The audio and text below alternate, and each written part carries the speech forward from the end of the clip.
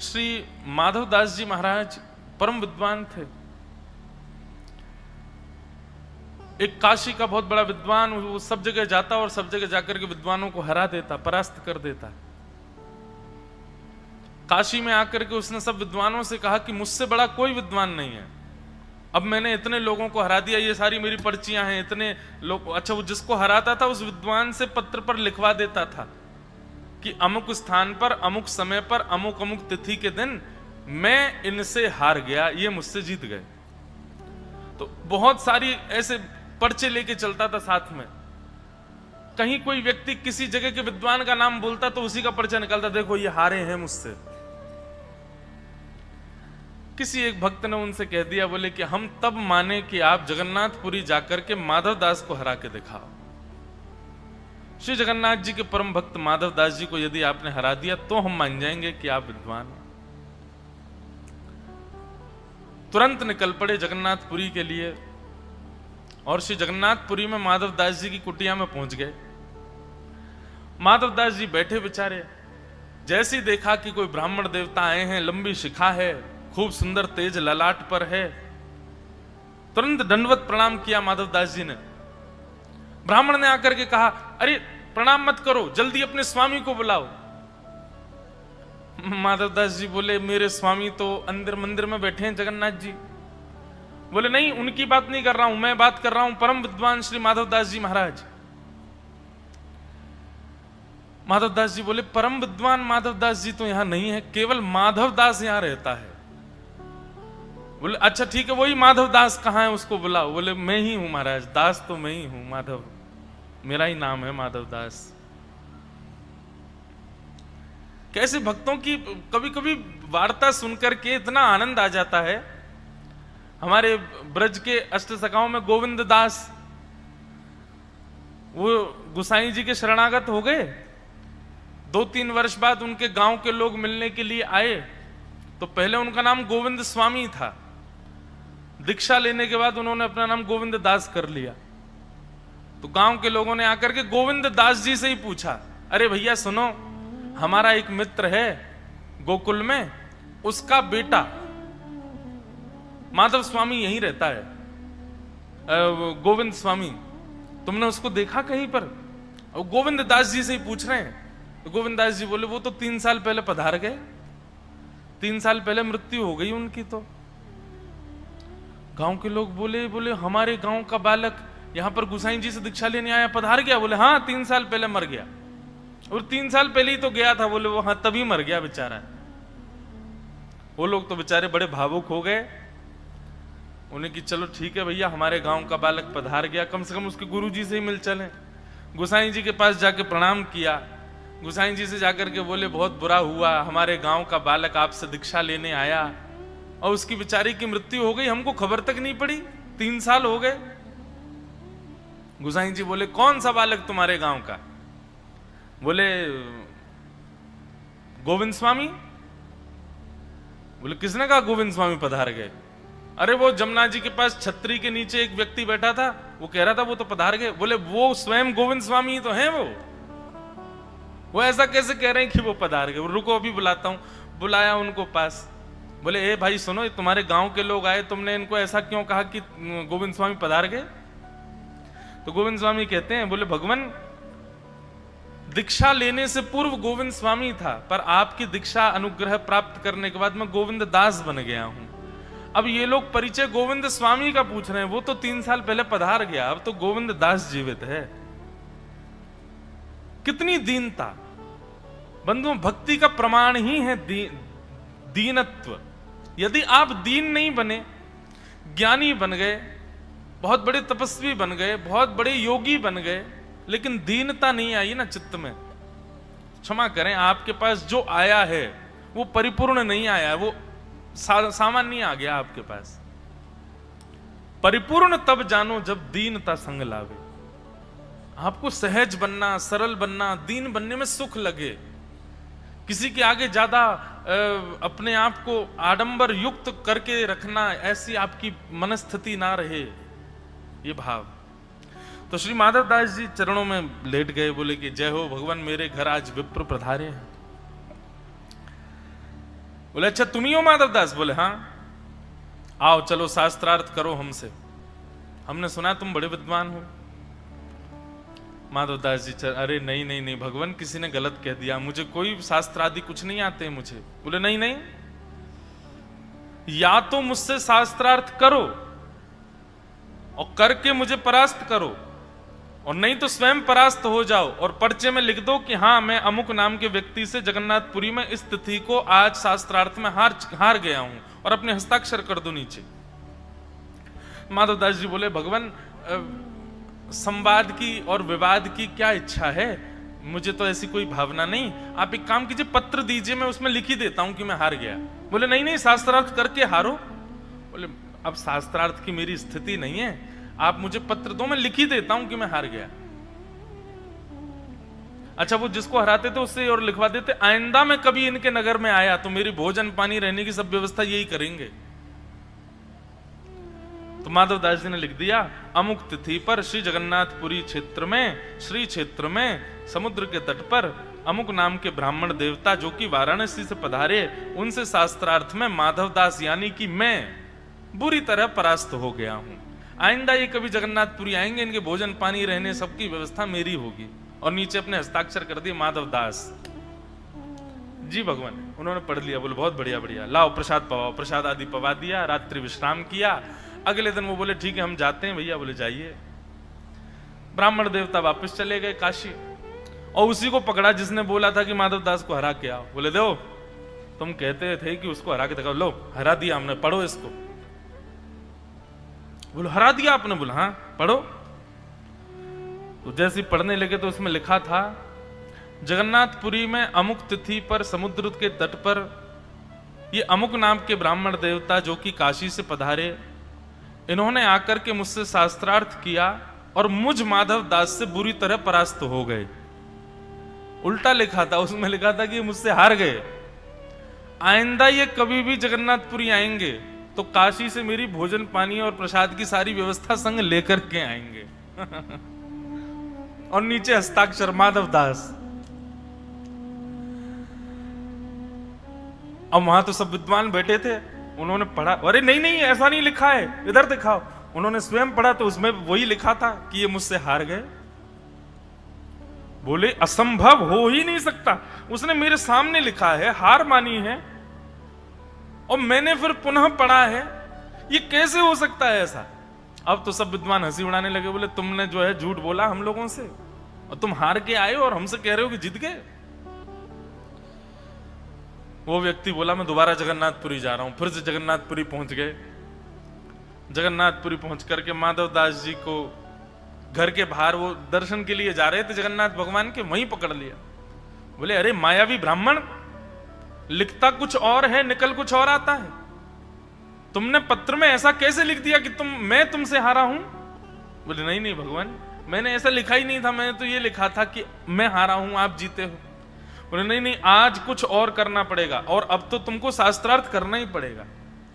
माधवदास जी बोले आप शास्त्रार्थ की मत कहो, क्योंकि माधवदास जानते हैं कि ये मुझसे हार जाएंगे।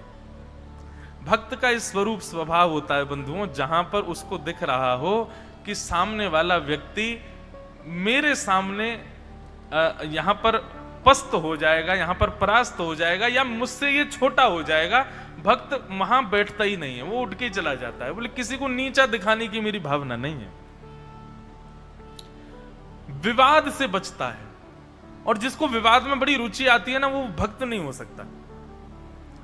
तो माधवदास जी बोले कि देखिए आप शास्त्रार्थ मत करो, ये बताओ कि आज यदि मैं हार गया तो मुझे क्या करना पड़ेगा, मैं करने को तैयार हूं। बोले आज करना पड़ेगा कि मुख पर कालीत पोतनी पड़ेगी, और गले में पादुकाओं की माला, चप्पलों की माला पहननी पड़ेगी, और गधे पर बैठ करके पूरे नगर में चिल्लाना पड़ेगा कि अमुक नाम के ब्राह्मण से मैं हार गया, मैं हार गया, मैं हार गया। सबको चिल्ला चिल्ला के बताना पड़ेगा, ताकि पूरा जगन्नाथपुरी जान जाए कि आप मुझसे हारे हो। कल को वो व्यक्ति अगर पुरी आवे तो उसको पता चल जाए कि आप हारे, मैं जीता। माधवदास जी बोले मुझे पूर्ण स्वीकार है, मैं मुख पर कालीत भी पोत लूंगा, आप गधे की व्यवस्था कर दो, मैं उस पर बैठ भी जाऊंगा, और ये जगन्नाथपुरी मंदिर के बाद बड़ी सारी चप्पल पड़ी है, इनकी चप्पल भी मैं पहन लेता हूँ गले में, लेकिन मुझे बस थोड़ा सा अवकाश दे दीजिए, 5 मिनट का समय दें, मैं बस दर्शन करके आ जाऊं भगवान के, फिर भोग आ जाएगा, फिर विलंब हो जाएगा। और मुझे रात भर गाना भी तो है गली गली में जाके कि मैं हार गया, तो मैं दर्शन कैसे कर पाऊंगा? फिर 5 मिनट बस मैं, आप गधा और कालीद की व्यवस्था करो, मैं दर्शन करके आ रहा हूं। ब्राह्मण देवता एक गधा ले आए, बाल्टी भर के काली स्याही ले आए, चप्पलों की माला बना दी और द्वार पे ही खड़े हो गए जगन्नाथ जी के, बोले निकल के आएगा, इसको पहना के घुमाऊंगा। माधवदास जी तो अंदर दर्शन कर रहे थे श्री जगन्नाथ प्रभु। माधवदास जी का नियम था, जैसे ही वो मंदिर में जाते थे, बंधुओं इतना सुंदर चरित्र है माधवदास जी का कि जगन्नाथपुरी में जैसे ही मंदिर में माधवदास जी प्रवेश करते और ब्रह्म वेदी पर बैठे श्री जगन्नाथ जी झूमने लग जाते, उनको देखते ही अलग ही दर्शन होता। बलभद्र सुभद्रा सीधे खड़े हैं और श्री जगन्नाथ जी धीमे धीमे झूम रहे हैं, सब समझ जाते। पुजारी हरि हरि बोलो चिल्लाते, बोले निश्चित माधवदास आया होगा, उसी को देख के झूमते हैं ठाकुर जी। कैसा भाग्य माधवदास का। बंधुओं ये कल्याण का मार्ग है। हमें ठाकुर जी प्रिय लगे नहीं, ठाकुर जी को हम प्रिय लगे, हमें देख करके वो प्रसन्न हो जाएं। माधवदास को देख करके श्री जगन्नाथ जी झूमने लग जाते थे।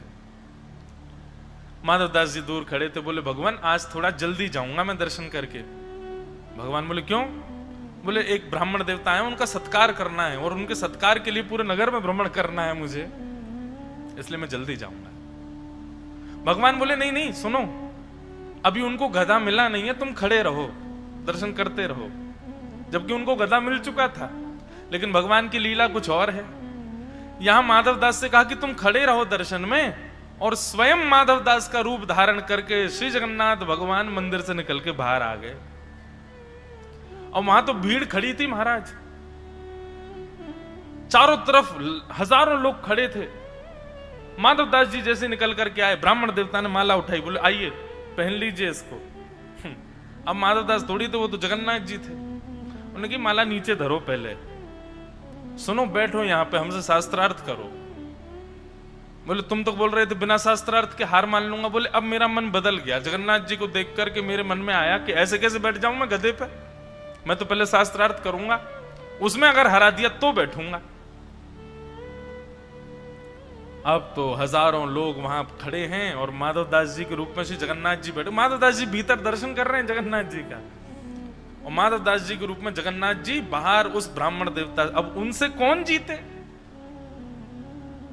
प्रथम वाक्य में ही परास्त कर दिया उस ब्राह्मण को,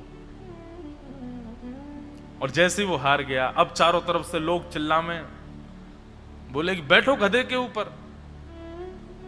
ब्राह्मण देवता बोले हे माधव, तुम तो मेरा बहुत सम्मान करते हो, मेरे इतने पैर छूते हो, मुझको भोजन आदि सब कराते हो, कोई बात नहीं, अब तुम दीन तो तुम हो ही, तुम्हारा स्वभाव है दीनता, तुम सब लोगों को समझा करके इस कार्यक्रम को यहीं रद्द कर देते ना, गधे वधे पर बैठने की बात ये सब नहीं करते। जगन्नाथ जी बोले कि या तो स्वयं बैठ जाओ, नहीं तो मैं उठा के बैठाऊं, बैठना तो तुमको पड़ेगा आज। और महाराज उस ब्राह्मण देवता के मुख पे कालीद पोक दी, उसको माला पहना दी, बैठा दिया उसको, और बोले अब पूरे नगर में गा के आओ कि तुम माधवदास से हारे हो। वो सब जगह घूमते घूमते कह रहे हैं मैं माधवदास से हार गया। परम वीतराग विप्र, परम विद्वान श्री माधवदास जी से मेरी हार हो गई है, भैया मैं हार गया हूं। इस प्रकार अपने हार का ढिंडोरा पीट रहे थे। यहां माधवदास जी के रूप में आए श्री जगन्नाथ जी भीतर मंदिर में चले गए, पुनश्च विद्यमान हो गए, फिर से ठाकुर जी की प्रतिमा झूमने लगी। माधवदास जी बोले जय जय, अब आज्ञा दो, मैं जाऊं? बोले हाँ हाँ जाओ, अब जाओ, उनको व्यवस्था मिल गई है, गधा आदि सब खड़े हैं बाहर, तुम्हारे जाओ। माधवदास जी दौड़ करके बाहर आए, बोले विलंब हो गया, ब्राह्मण देवता को श्रम हो गया होगा। बाहर आकर के देखा तो यहां तो नजारा ही कुछ और है। गधे पर स्वयं ब्राह्मण देवता बैठ गए, स्वयं ने गले में माला पहन ली, मुख पर कालीद पोत के, और तो सब जगह गाते डोले में माधवदास से हार गया। परम वीतराग विप्र, परम विद्वान माधवदास से मेरी हार हो गई। माधवदास जी दौड़ करके गए, रोने लगे, चरण पकड़ लिए, हे ब्राह्मण देवता ऐसा क्यों कर रहे हैं आप जल्दी उतरिए यहां से, आपका ये स्थान नहीं है, मैं मुझे बैठने दीजिए, आपने ऐसा क्यों किया? ब्राह्मण देवता रोने लगे, चरणों में गिरे, बोले मुझे क्षमा कर दो, मैं आपके योग्य नहीं हूं भगवान, आप अब दीनता मत दिखाओ, मैं समझ गया हूं आप कौन हो, आप तो परम विद्वान हो, साक्षात शिव हो, साक्षात ब्रह्म हो, साक्षात नारायण हो आप। माधवदास जी बोले ये कैसे स्वर बोल रहे हो आप बात तो हमारी ये हुई थी ना, मैं बैठूंगा गधे के ऊपर, आप क्यों बैठ गए? अरे भगवान अब क्या करना चाहते हो? आपने हरा दिया, अब और कहो तो मैं समुद्र में जाके प्राण त्याग दूं? आपने हरा दिया मुझे, तो मैं स्वीकार किया ना, मैं घूम रहा हूं सब जगह। माधवदास जी समझ नहीं पाए क्या हुआ, तभी नेत्र बंद करके श्री जगन्नाथ जी का स्मरण किया, तो श्री जगन्नाथ जी के रूप में माधवदास जी का ही रूप श्री माधवदास जी को दिखने लगा। दौड़ करके भीतर गए, खूब डांटा जगन्नाथ जी को माधवदास जी ने, बोले क्या क्यों किया आपने ऐसा? उस ब्राह्मण के लिए बेचारे, उनके लिए केवल यश ही तो जीवन था उनका, और वो यश देने के लिए मैं तैयार था उनको, आपने बीच में आकर के क्यों इस तरीके से सब कुछ व्यथित कर दिया?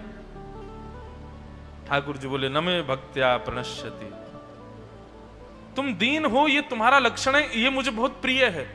मेरा भक्त दीन होता है, उस दीनता से मुझे बड़ा प्रेम होता है, पर उस दीनता का यदि कोई दुरुपयोग करता है तो फिर मैं आगे आकर के खड़ा होता हूं। अपने भक्त की दीनता तो मुझे पता है वो छोड़ेगा नहीं, लेकिन उसकी रक्षा के लिए उस समय मैं आगे आता। तो इस प्रकार श्री जगन्नाथ जी ने माधवदास जी की प्रेम के भाव की रक्षा की। ऐसे श्री जगन्नाथ महाप्रभु। मधुहा, ये अगले गुरु हैं भगवान दत्त के। इनका तात्पर्य क्या है? मधुहा मतलब मधुमक्खी के छत्ते से शहद निकालने वाला व्यक्ति, उसको मधुहा बोलते हैं। दत्त भगवान कहते हैं मैं एक बार विचरण कर रहा था वन में, तभी मैंने देखा कि एक मधुमक्खी का बहुत विशाल छत्ता, मैंने 4-5 दिन तक उसका दर्शन किया, और मैं मन में विचार कर रहा था ये मधुमक्खी कितना शहद इकट्ठा करती है, कितना मधु इकट्ठा करती है। पर एक दिन मैं उसी मार्ग से निकल रहा था राजन, तभी मैंने देखा कि एक मधुमक्खी के छत्ते को और हाथ में और कई सारे आयुधों के साथ में, और उसके पूरे मधु को एक जगह निकाल करके एक व्यक्ति संपूर्ण मधु को लेकर के जा रहा था। ये दृश्य देख करके मेरी वहीं समाधि लग गई, और मैं मन में विचार करने लगा, इतने बड़े मधुमक्खी के छत्ते को बनाने में कितनी सारी मधु और कितने सारे रस का संचय किया गया। मधुमक्खी ने जा जा करके हर जगह से रस को लिया। बंधुओं, मधुमक्खी की खास बात यह कि वो हर जगह से रस लेती है, हर जगह से रस लेती है। गंदगी से भी रस ले जाती है, मिट्टी से भी रस ले जाती है, पत्तों से भी रस ले जाती है, पुष्पों से भी रस ले जाती है, सब जगह से रस ले जाती है, और जाकर के तब मधु का निर्माण करती है। परंतु राजन, मेरे चित्त में एक भाव आया कि उस मधुमक्खी ने अर्जित किए हुए सब भावों को केवल और केवल संग्रह किया, और संग्रह करती गई, उसका उपभोग नहीं किया या उसका दान नहीं किया। इसलिए मैंने क्या देखा कि एक समय आने पर, एक दिन आने पर किसी अन्य व्यक्ति ने बिना किसी अथक प्रयास के उसके संचय किए हुए मधु का हरण कर लिया, और वो मधुमक्खी कुछ ना कर पाई। उस दिन मैंने उस मधुहा को, शहद निकालने वाले को अपना गुरु बनाया। उससे मैंने यह सीखा कि जीवन में किसी भी वस्तु का संग्रह मत करो। जो मिल जाए, जो प्राप्त हो, यदि वो योग्य है तो उसका तुरंत जीवन में समन्वेश करना चाहिए। संग्रहित करने से सदा हम इस भय में भी रहते हैं कि जो मैंने संग्रह किया है कहीं ये कोई ले ना जाए, कहीं इसका कोई हरण ना कर ले, और फिर नित्य भावना मन में आती है कि कल इसका उपभोग करूंगा लेकिन थोड़ा सा और बढ़ा लूं, कल इसका उपभोग करूंगा थोड़ा सा और बढ़ा लूं। संग्रहित वस्तु देख करके और बढ़ाने की इच्छा पैदा होती रहती है, और वही एक दिन इतना हो जाता है कि एक दिन आकर के उसका कोई हरण कर लेता है।